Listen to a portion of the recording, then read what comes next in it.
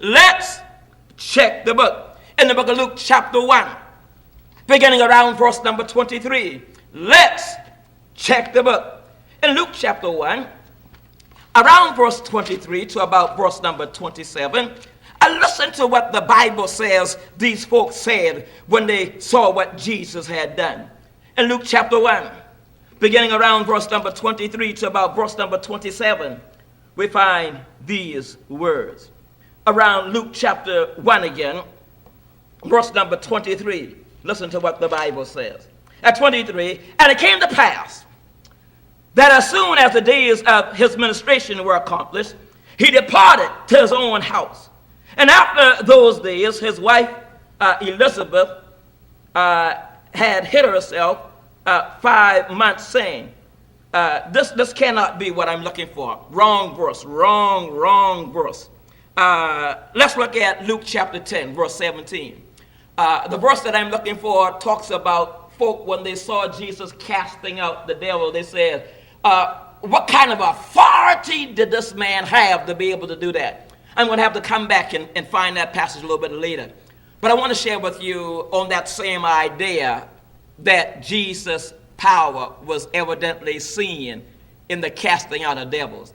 In Luke chapter 10, verse 17, let's watch this one. Here is where his disciples again, who had come back from their mission, said to Jesus these words. Let's check the book. In Luke chapter 10, around verse number 17, watch what the Bible says. Luke 10, around verse number 17. Again, we find these words. And the 70 returned again with joy, saying, Lord, even the devils are subject unto us through thy name. And so the Bible says here that his disciples says, even the devils obey us based on what? Your name. Now, I'm going to try to think back in my mind because I want to share that passage. Let me try Mark chapter 1. I said Luke. Let's try Mark chapter 1. I'm not even sure, but Mark 1, around verse 23. And let's see if that's the text that I wanted to share with you. We'll try Mark chapter 1, around verse 23. Let's see if this is the passage here. Yes, this is the one right here. At Mark, not Luke, I'm sorry, Mark chapter 1, around verse 23, watch what the Bible says. And there was in their synagogue a man with an unclean spirit. And he cried out, saying, Let us alone. And he says, What have we to do with thee, thou Jesus of Nazareth? Art thou come to destroy us? I know thee who thou art, the Holy One of God. And Jesus rebuked him, saying, Hold thy peace, and come out of him. And when the unclean spirit had torn him, and cried with a loud voice, he came out of him. And they were all amazed, insomuch that they questioned, watch this now, and they were all amazed, insomuch that they questioned among themselves, saying, What thing is this? What new doctrine is this? For with authority, watch the book, commandeth he even the unclean spirits, and they do obey him. And so, again, when we ask the question, why would God allow or permit demons to possess folk, I think we'd have to at least consider that what it did was proved without question when Jesus and his disciples cast the devils out, that God has power over the entire world, even demons. The thought that I want to bring before us now is this one here.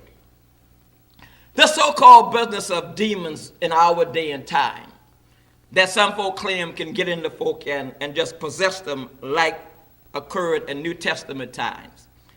I want to share with you some reasons quickly why I don't believe that to really be so. Number one, these folk claim that these demons cause folk to act up and say some nasty, now there's a bunch of cursing and swearing. There's no question that these demons cause folk to hurt themselves, but there's no indication ever that they were disrespectful, especially to deity, to Jesus, and to God. Let's check the book.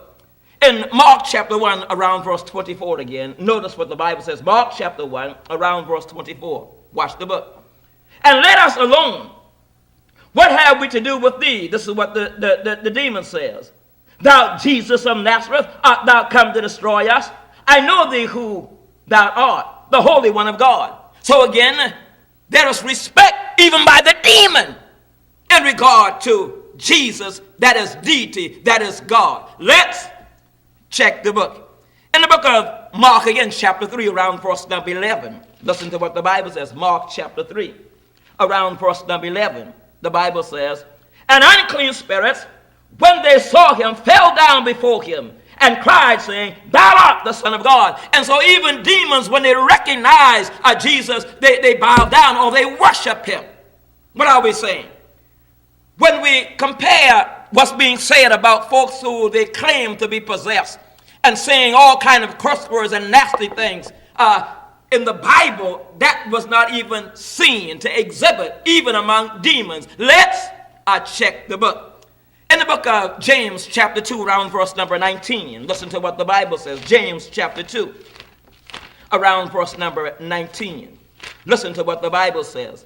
In James chapter 2, around verse 19, the Bible says these words. Thou believest that there is one God, thou doest well.